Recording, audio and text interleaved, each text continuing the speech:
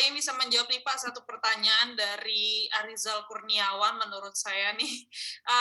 Pak Im, kalau misalnya kita bidik segmen pasar yang sudah banyak pemainnya nih Pak, gimana? Mungkin bisa dikasih tipsnya nih, misalnya kita mau usaha yang usahanya itu sebenarnya udah banyak gitu yang dipakai gitu, idenya gimana nih Pak? Ya, terima kasih. Ya, ini mohon maaf karena saya harus jam 3 udah ada acara lain. Ini pertanyaannya bagus banget dan tadi juga sudah dijelaskan oleh Pak Sujoko dan Pak Azwa. Ini teman-teman bisa bagus tadi materi-materinya.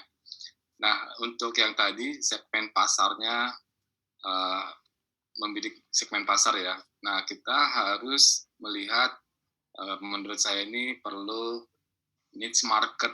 Ya, niche market itu kita lihat segmen pasar yang lebih ceruk pasar, ya ceruk pasarnya lebih sedikit sebenarnya, tapi kita lebih pakar di situ, lebih ahli di situ.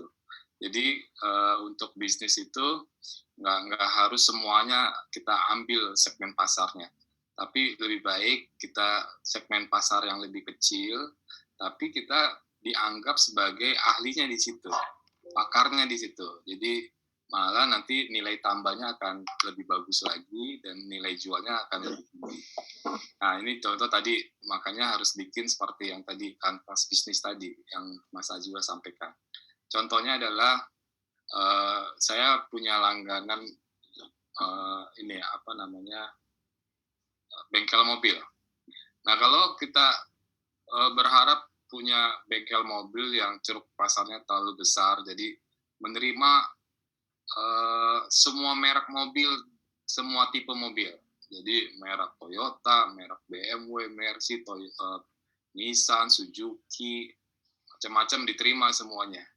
Tapi akhirnya membuat orang bingung dan melihat tidak ahli di situ. Jadi malah saya lihat beberapa bengkel yang seperti itu malah jadi sepi gitu ya.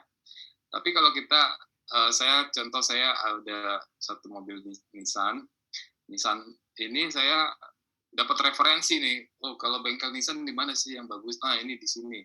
Nah, ternyata bengkel tersebut khusus hanya menerima mobil Nissan.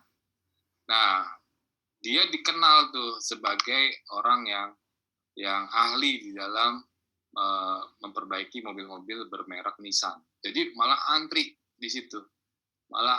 Sehingga akan lebih ceruk pasarnya lebih jelas dan harganya sebenarnya malah orang yang ke bengkel itu udah nggak melihat lagi harga tuh mereka udah percaya ini udah ahlinya di sini, ini memang lengkap dan memang bisa di sini. Jadi malah kadang-kadang kita dikasih harga udah main percaya aja, nggak bisa nawar lagi, ya udah di sini gitu. Jadi ceruk pasarnya harusnya lebih segmented ya, lebih kecil lagi. Jadi kalau mau bikin tadi misalnya baju, kita nggak bisa jualan baju semua untuk segmen orang gitu ya, misalnya semua perempuan, semua laki-laki, semua umur dan lain-lain. Tapi perlu nih dibikin khusus, misalnya ini adalah baju khusus anak balita gitu, dan lebih spesifik lagi misalnya balitanya khusus yang perempuan. Nah,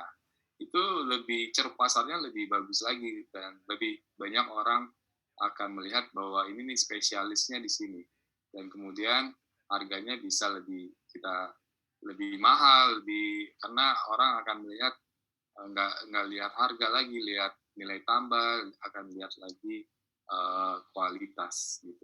Itu Mbak Vika. Baik, terima kasih sekali Pak Im. Tadi pertanyaannya dari Arizal ya. Arizal kurang lebih jawabannya seperti itu. Segmentasi penting gitu ya untuk dalam berusaha itu tadi diperkecil lagi gitu sebenarnya. Kalau untuk penjualannya segmennya seperti apa. Jadi kalau misalkan kita juga bisa menentukan pembelinya gitu ya nantinya kira-kira yang akan memberi produk kita ini segmennya dari mana. Kurang lebih seperti itu ya Rizal ya. Semoga menjawab. Terima kasih sekali Pak Im atas jawabannya.